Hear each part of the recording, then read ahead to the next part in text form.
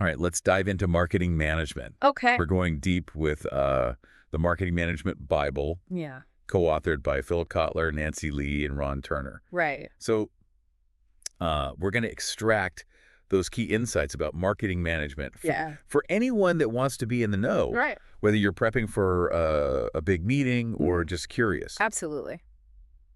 And you know what's really cool is the source material. Yeah. It even includes real-world marketing examples. Right. It brings these concepts to life. Exactly. So first things first, like, what is marketing? Well, Yeah. marketing is about understanding and meeting customer needs Okay. in a profitable way. Got it. It's more than just advertising. Right. It's really about building those strategies that help companies thrive. Okay. And we're going to talk about all that today. Now, when we think about marketing, Hmm. we have to understand, like, the playing field. Absolutely. Right. Yeah. So tell me about that. Well, the playing field includes a whole bunch of different markets. Okay. Like resource markets, manufacturer markets, intermediary markets, even consumer markets, Oh, wow. and government markets. Okay. So there's all sorts of different places where marketing comes into play. Something that really stood out to me Yeah. in the source material was this idea of marketing myopia. Yeah. Can you break that down? Oh, it's basically like when a company focuses so much on their product Okay. that they lose sight of the actual customer need. They Right. miss the bigger picture. Right. Like, they talk about the railroad industry in the book. They were so focused on trains Right. that they completely missed the boat on transportation as a whole. They miss that bigger need. Exactly. It's a Yeah. big mistake. Wow. And so I guess to avoid that, Yeah. we have to understand those core marketing concepts. Right. Absolutely. Like, what are some of those things? Well, first you got to understand needs, wants, and demands. Okay. Those are the basic drivers of consumer behavior. Gotcha. And then you need to understand how to satisfy those needs. Okay. And that's where things like products, Mhm. value, and satisfaction come in. Makes sense. Also, exchange, transactions, Okay. relationships, and markets. That's a lot to consider. It is, but it all fits together. Okay, so we've got these concepts. Yeah. But companies approach the market Mm-hmm. in different ways. Absolutely. Right. Right. They have different orientations. Okay, so tell me about those. Well, there are 5 main marketing management orientations. Okay. The production concept, Yeah. product concept, selling concept, marketing concept, Right. and the societal marketing concept. So it's like they're looking at the market through different lenses. That's a good way to put it. Okay, so which lens seems to be the most popular or maybe the most effective? Well, it really depends on the situation. But one that's gained a lot of traction, especially now, Yeah. is the marketing concept. Okay. It's all about putting the customer at the center of everything.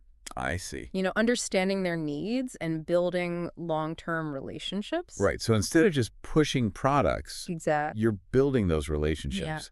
And that's got to be a shift It can be, yeah. for companies that are used to the old way of doing things. Right. And I imagine some departments might even resist that change. They might. Yeah. It's a different way of thinking.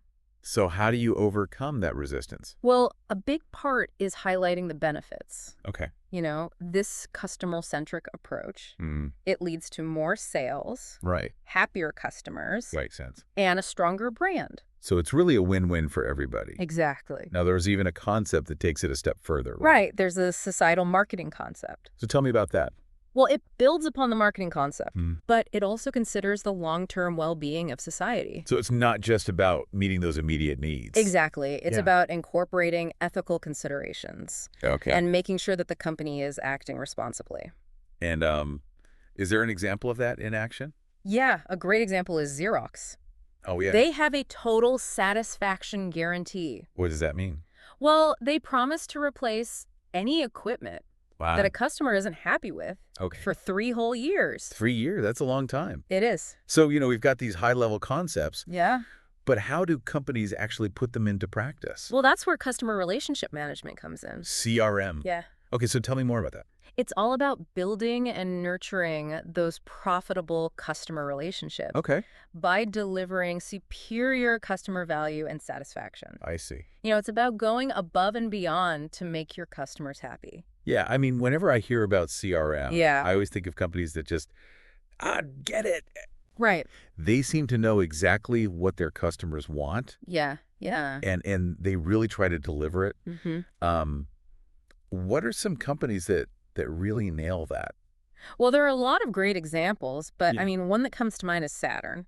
Oh, Saturn. They Okay. used customer beta Okay. to really personalize those marketing messages. I see. And they even organized these drive-in reunions. Drive-in reunions. Yeah, yeah. That's cool. It fostered this sense of community Good. among Saturn owners. So it wasn't just about the car. Right. It was about that experience. Exactly. Now, are there other companies that are doing this well? Yeah, I mean, another good example is Dell. Okay. Okay. They really focused on building those strong Right. relationships with corporate clients. Gotcha. And they did that by offering customized software installations Oh, wow. and even inventory tracking. So it's like a more personalized approach for those corporate clients? It is. It is. Okay, now, is there a company that's doing this?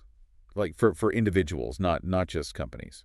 Well, Air Canada has their Super Elite program Oh, yeah. for frequent flyers. Right. And that's all about, catering to their most valuable customers. So I guess when we think about Yeah. attracting and retaining customers, Mm-hmm. it all starts with Right. understanding your audience. Yeah. Right. Absolutely. You got to do your homework. Yeah. So how do we size up those marketing opportunities? Well, the first step is to estimate total market demand. Okay, total market demand. Right. So we're trying to figure out Yeah. how big the pie is. Yeah, exactly. It gives you a sense of the potential out there. Okay, so how do we go about estimating that? Well, it's influenced by a lot of different factors. Marketing spend, Mm, consumer income, right. competitor actions. So it's not a fixed number. No, it's very dynamic. Okay, and so within that overall demand, Yeah. companies need to figure out Right. like who to target. Exactly. Yeah. You need to find the most attractive segments. I see. And there are tools to help with that. Oh, okay. Like what? Well, like the Brand Development Index Oh, or that's- BDI. And what does that tell us? Well, it helps you analyze market potential across different areas. I see. Okay, so we've got our treasure map. Mm-hmm. We're figuring out where to dig for gold. That's right. Now, let's talk about, unearthing those riches. Okay. So how do companies actually manage the marketing effort? Well, it all starts with creating a strong marketing orientation within the company itself. Okay, strong marketing orientation. Right. What does that mean? Well, it means that everyone in the company Okay. understands and embraces the importance of marketing. Okay. And it's not always easy. Right. Why is that? Different departments, they might have different priorities. Okay. They might even see marketing as stepping on their toes. I see. So how do you get everyone on board with this customer-centric approach? Well, a big part of it is highlighting the benefits. Okay. Showing them that a marketing orientation can actually help everyone. Okay. And how do we do that? Well, I mean, one way is to focus on the marketing mix itself. Okay, the marketing mix, the Yeah. 4 Ps, right? That's right. Product, price, place, and promotion. Exactly. So break it down for me. Well, the 4 Ps, Yeah. they represent the key elements of a company's marketing strategy. Gotcha. And they all need to work together Okay. to achieve those marketing goals. Now, can you give me a real-world example of how this works? Sure, let's say Sonic Oh, Sonic. Okay. is launching a new stereo system. Okay. Their marketing plan Yeah. would have specific actions and budget allocations Gotcha. for each of those 4 Ps. So walk me through it. Well, for product development, they'd Mhm. focus on the features and benefits Okay. of that new stereo system. Makes sense. Pricing would take into account competitor strategies Right. and perceived value Right. or distribution. Mhm. Would outline how they're going to get that stereo system Okay. onto store shelves Gotcha. and into the hands of customers. And then promotion. Yeah, promotion's all about getting people excited. Okay. They might use advertising, Right. public relations, Mm, influencer marketing okay. to create some buzz. So each element is like a piece of the puzzle Exactly. that has to fit together Right. to create that cohesive strategy. Mm-hmm. Now, when companies are putting together Yeah, their marketing plan, right. they need information, right? Yeah. So how Yeah. do they gather that information? Well, that's where marketing information systems and research come in. Okay, marketing information systems. So Yeah. what are those? Well, think of it as a company's central nervous system. Okay. for marketing. Okay. It's constantly collecting, analyzing, Right. and distributing information Gotcha. that helps marketers make decisions. So we're talking about like customer data, Yeah? sales figures, Mm-hmm. market trends, all that kind of stuff. Exactly. And within that system, Yeah. market research plays a big role. Yeah. Right. Huge role. So tell me about that. Well, market research is how we really uncover Okay. what customers need, what they prefer, Yeah. and how they behave. And so what are some of the tools that they use to uncover those things? Well, I mean, there's a whole toolkit. Okay. But, some of the most common methods include Yeah. observational research. Observational research, what's that? Well, it's essentially just watching Oh, okay. how customers behave in the real world. I see. Observing their shopping habits, their Right. interactions with products, Oh, yeah. things like that. And then I guess there are other methods, right? Right. There are also focus groups. Focus groups, what are those? Well, focus groups bring a group of people together Okay. to get their opinions and feedback. So it's more of a discussion-based approach. Then we have surveys, right? Right. Right. Surveys are a good way to collect quantitative data. Hard numbers. Now, regardless of which approach a company uses, it's got to be done ethically. Absolutely. Right? Ethical considerations Yeah. are paramount.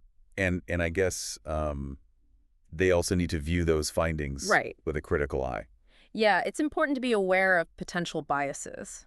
Okay, so it's like being a good scientist. Yeah. You got to have solid data. Right. But you also have to be open to the possibility that you might be wrong. Now,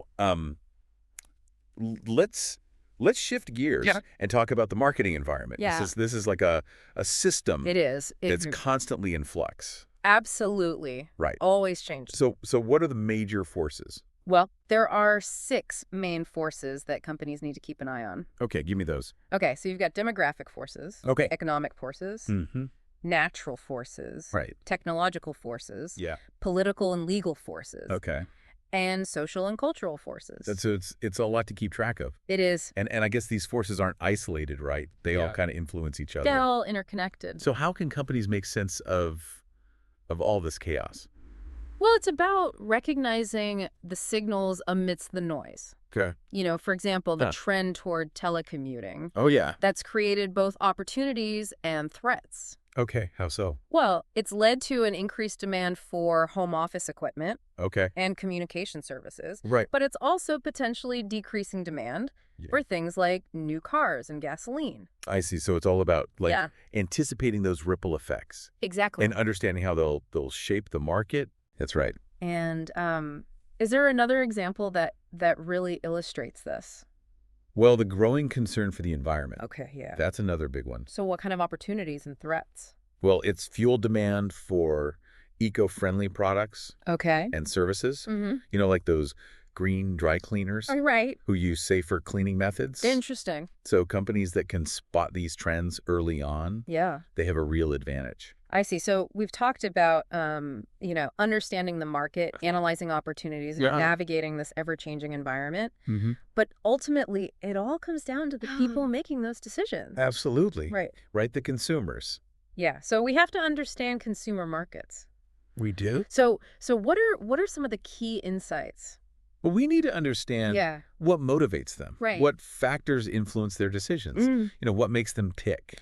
And are there any frameworks or models that can help with that? Well, one that's really helpful is Maslow's hierarchy of needs.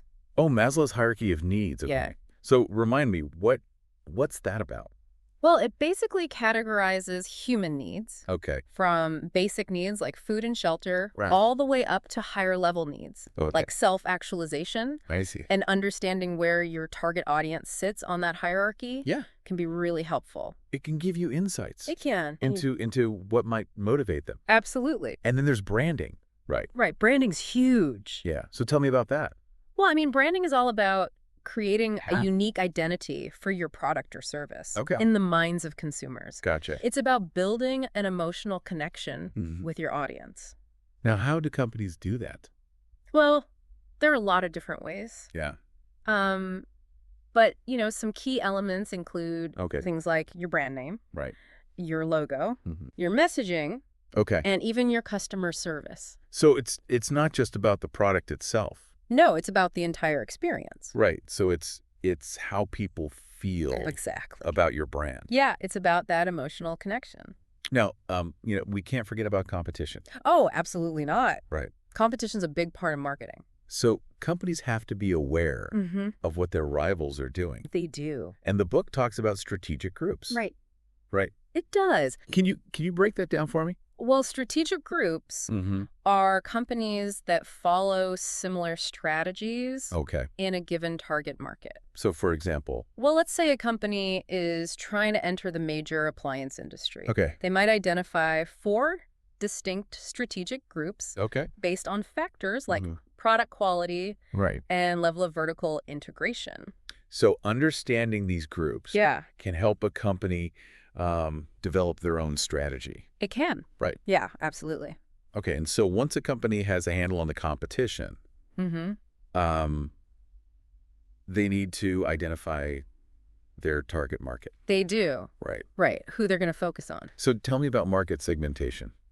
Okay, well, market segmentation is basically dividing a market into distinct groups of buyers who have different needs, characteristics, or behaviors. So it's about finding those pockets of opportunity. It is. Within the larger market. Exactly. And then I guess the company has to decide how they're going to approach those segments. Right. They have to choose a targeting strategy. Okay, so what are some of the options? Well, there's concentrated marketing. Concentrated marketing? Yeah, where they focus on a single segment. Okay. And then there's differentiated marketing. Differentiated marketing. Yeah, where they target multiple segments. I see. With different offerings. So it's about choosing your battles wisely. Right. You can't be everything to everyone. And that decision's going to depend on, the company's resources, their goals, and even the nature of the market itself. Absolutely. There's no one-size-fits-all approach. And that's what makes marketing so fascinating. Exactly. Now that we've kind of laid the foundation and gotten a handle on those core concepts. Right. Let's talk about something that's essential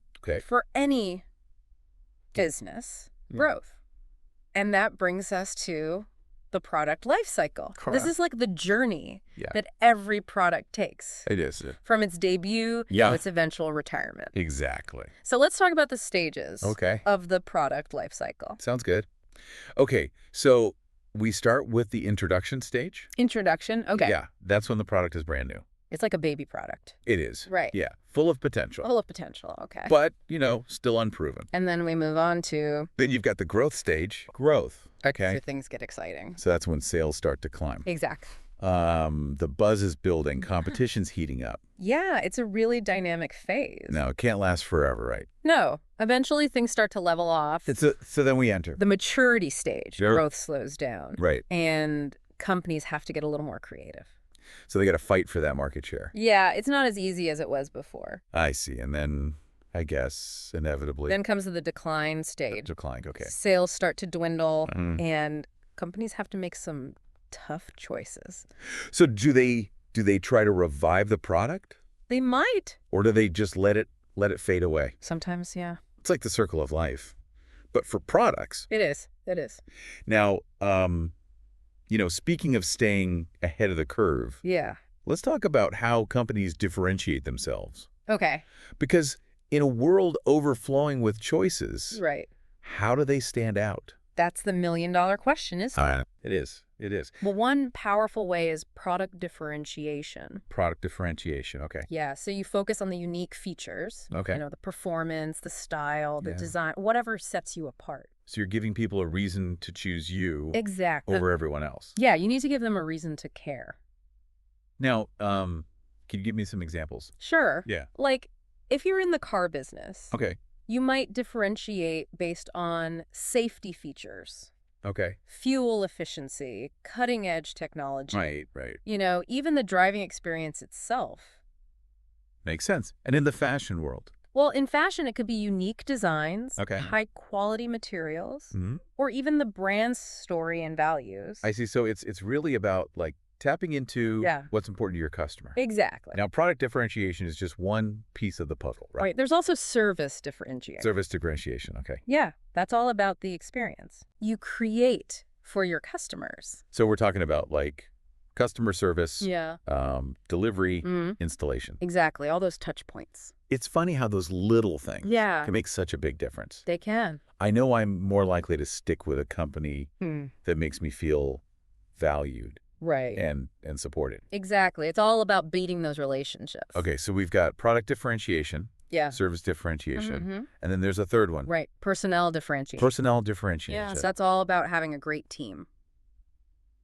So we're talking about, like, the people. The people, exactly, who are more knowledgeable, more courteous, more efficient than the competition. So they're not just selling the product. Right. They're providing that expertise. They are. They're adding value.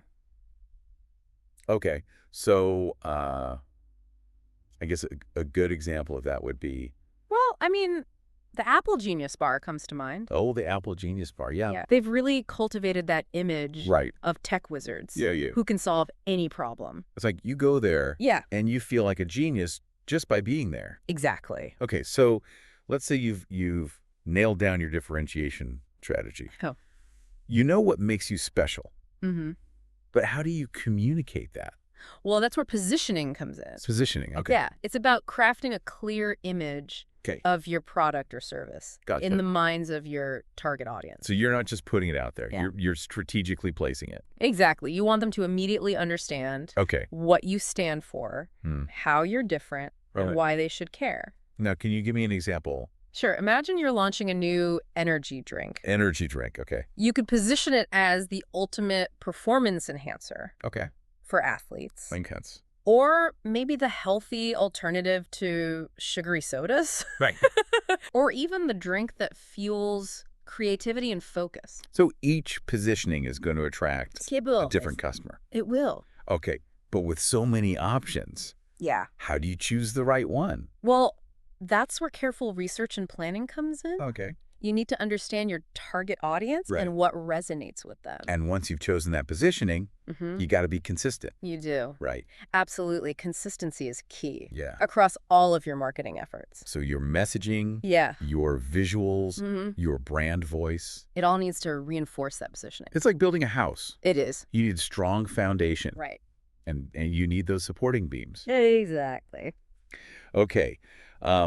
Speaking of things that are built to last, let's talk about brands. Okay. These are more than just names and logos, right? They are. They are. There's like a real emotional connection there. Yeah. They represent a set of values, promises, experiences. That connect with people. Exactly. I mean, think about brands like Nike, Apple, Coca-Cola. Yeah. These logos are recognized all over the world. They are. It's incredible. But it's more than just recognition, right? It is. It's about how those brands make people feel. Okay, so what makes a brand truly successful? Well, it's a combination of factors. First, it needs to be memorable.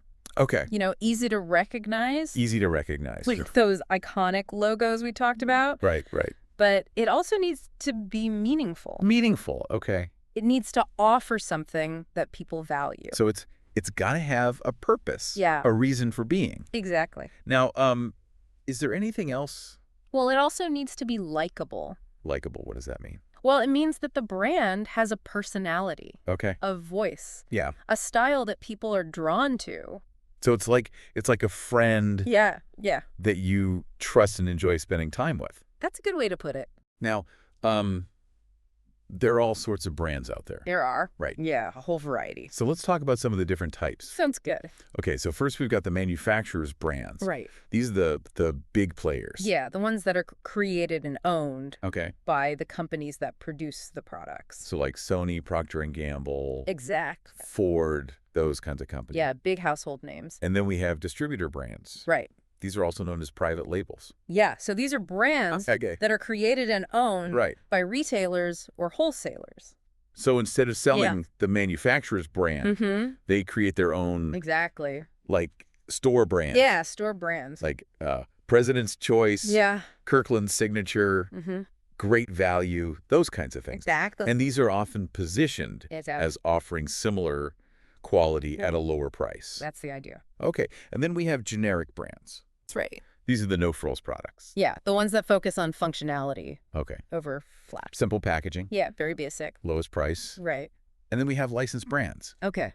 This is where a company pays a fee Right. to use another company's brand name or logo. Exactly. So they're leveraging the recognition of an existing brand. So like characters from movies, TV shows, video games. Exactly. It's a common strategy. Now, let's talk about something that's often overlooked. Okay. But it's so important. Yeah. Packaging. Packaging. Yeah. It's a first impression. It is. It is that a product makes. It's like the cover of a book. It is. Or the outfit you wear to a job interview.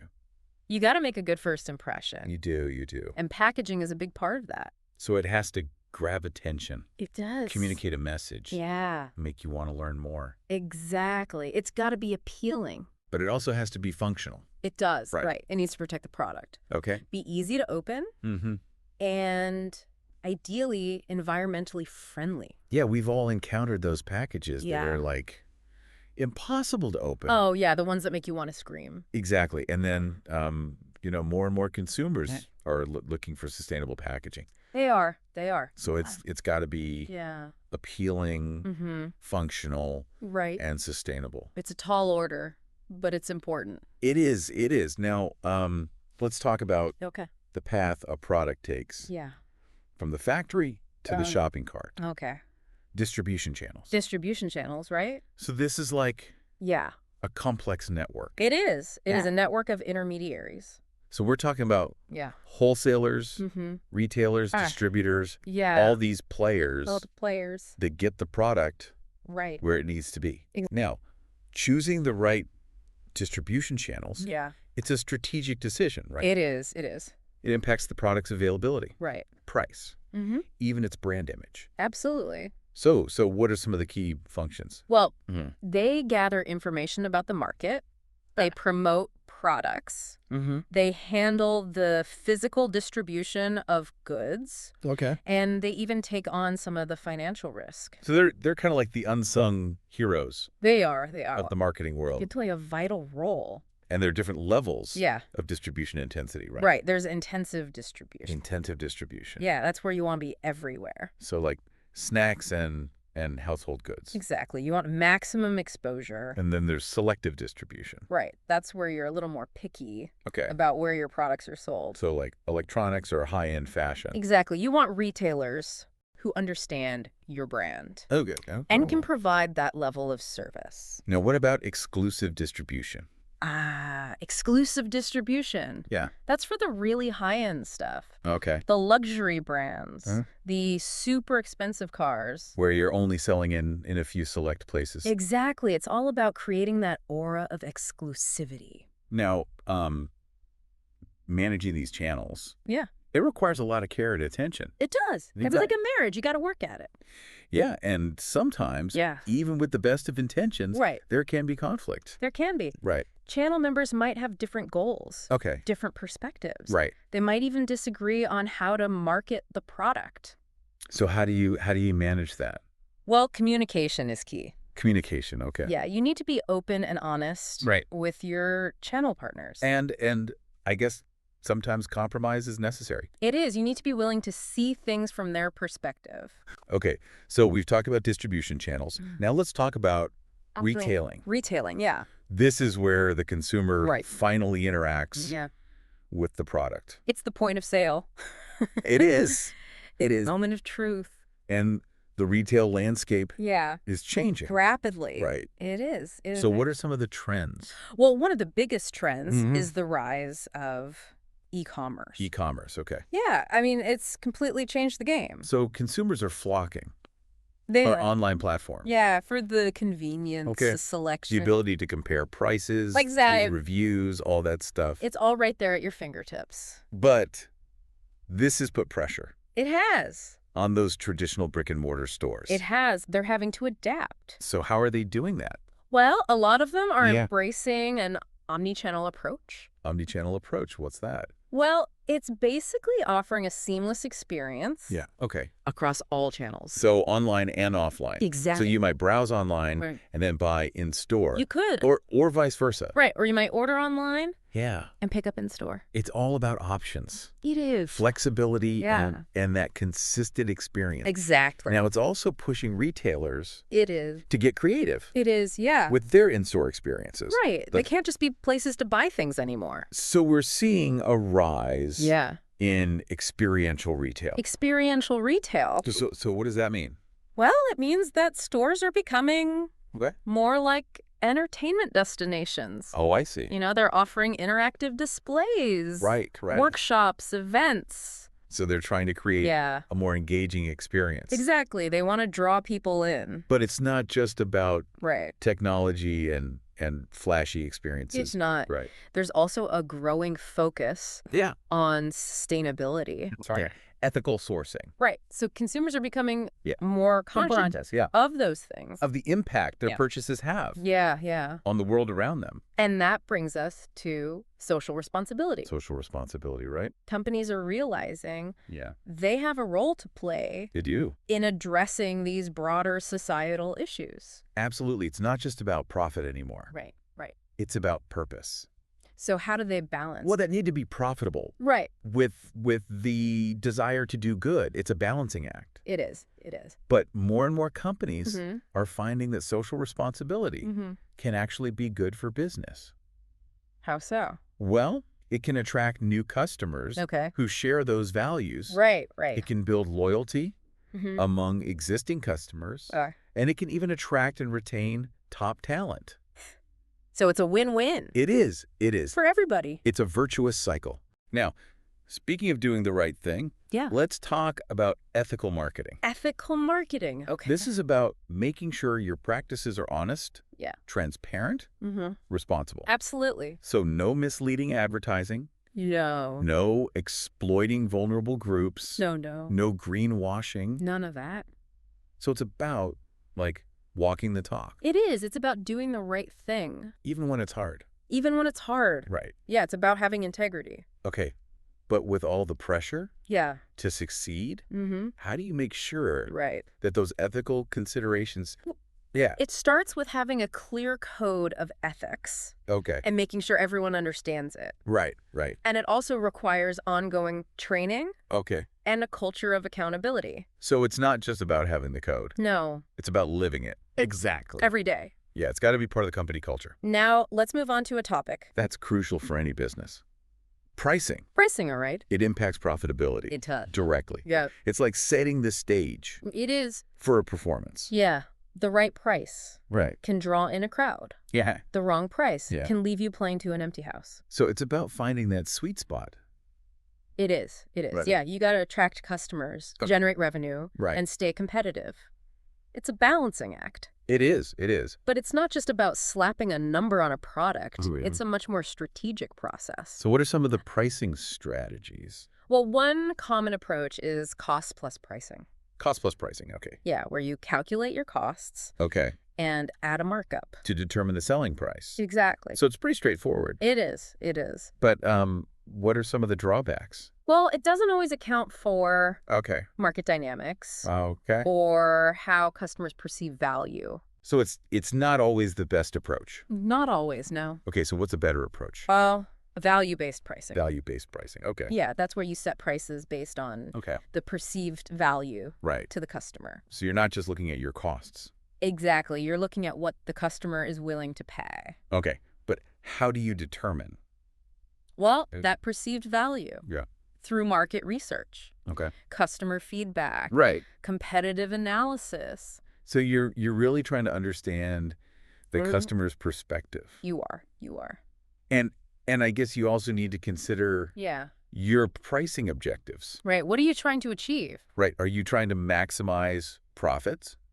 You could be. Gain market share? You could be. Position yourself as a premium brand? Right. It all depends on your goals. Now, pricing can also be dynamic. It can, yeah. Right. It can change over time. So how does that work?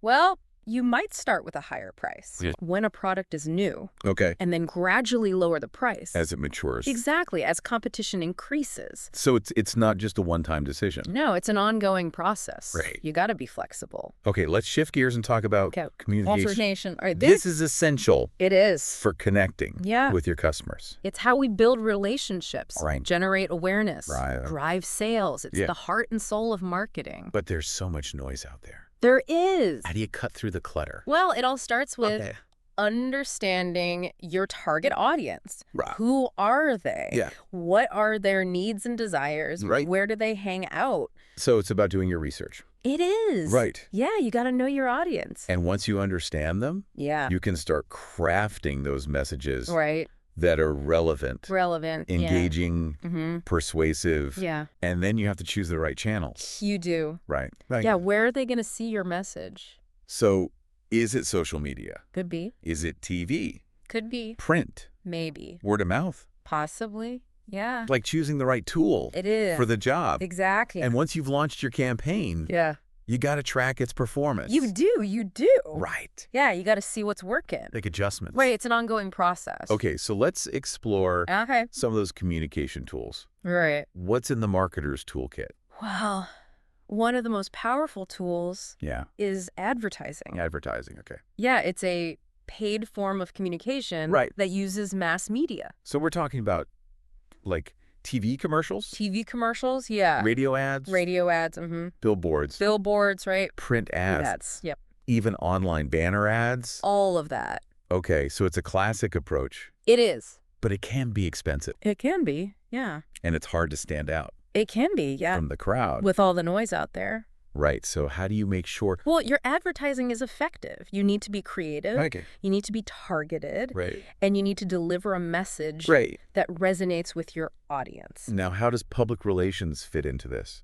Public relations, or PR, is all about managing a company's image and reputation. So it's about building relationships with the media stakeholders, the public. The public, yeah. So it's not just about getting your message out. It's about shaping the narrative, controlling the conversation, building trust. So it's like a more strategic approach. It is. The communication. Yeah, it's about managing perceptions. Yeah. What about sales promotion? Sales promotion, yeah. How does that work?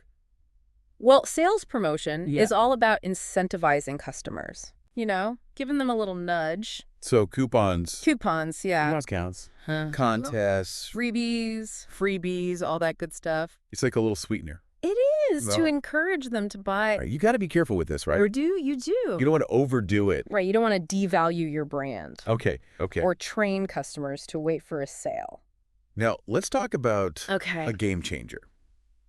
Digital marketing. Digital marketing, yeah. This is a whole new world. It is. A possibility. A whole new universe. So what are we talking about? Yeah, it is. It's a journey with a lot of challenges.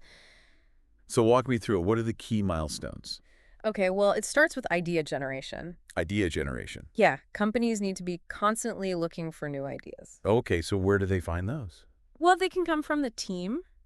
From customer feedback. Right. Even from watching the competition. Like being a sponge. It is, yeah, absorbing ideas from everywhere. But you can't pursue every idea, right? No, There's got to be a filtering process. Absolutely. You need to screen those ideas. Okay. Evaluate their potential. Well, what are you looking for?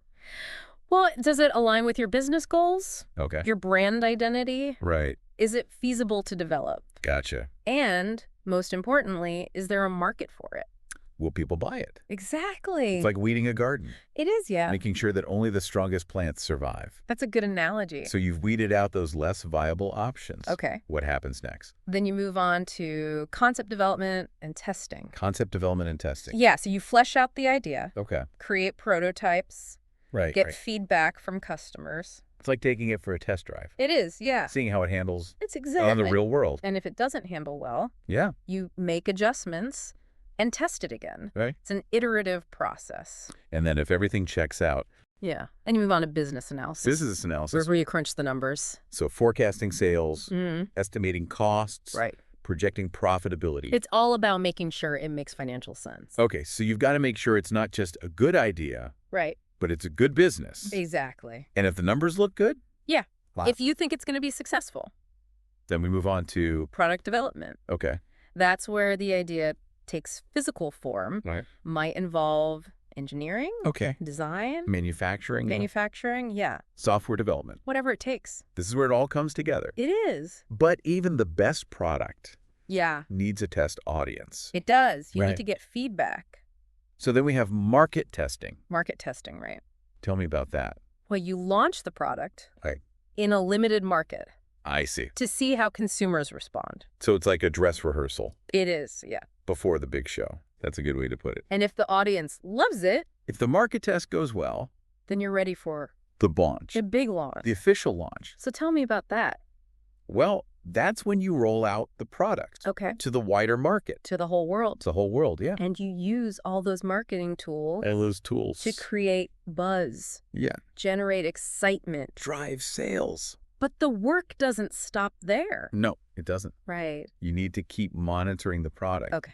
Gathering feedback, Mm-hmm. making adjustments. It's an ongoing process. It is. So innovation is not just about Right. creating something new. It's also about adapting Right. and refining. So you got to be willing to Yeah, change and evolve. absolutely. Speaking of adapting, Okay. let's talk about international marketing. International It's marketing. just taking your brain global. Global. So tell me about that. Well, international marketing is about expanding. Beyond your domestic market, I see. tapping into new opportunities. So it's like opening up It is, yeah. a whole new world. A whole new world of possibilities. But there are challenges. There are. Yeah. You got to navigate Different culture. Different languages, yeah. customs. It's a lot to consider. So it's not just about translating your materials. No, it's about understanding those nuances okay. and adapting your approach. And you might even need to adapt You might. the product itself. You might have to. Yeah. Right. Depending on the market. So what are some of the key factors Okay. that companies need to consider?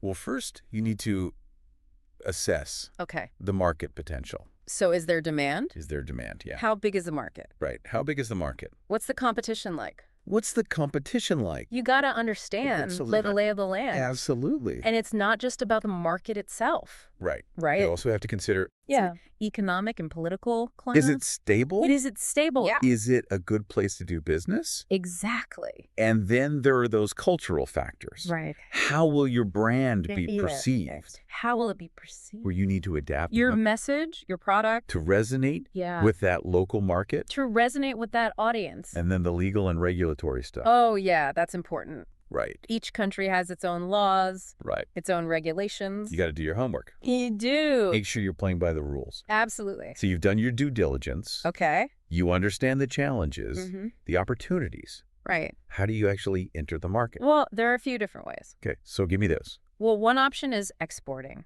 Export. Yeah, where you produce your products Okay. in your home country Mm-hmm.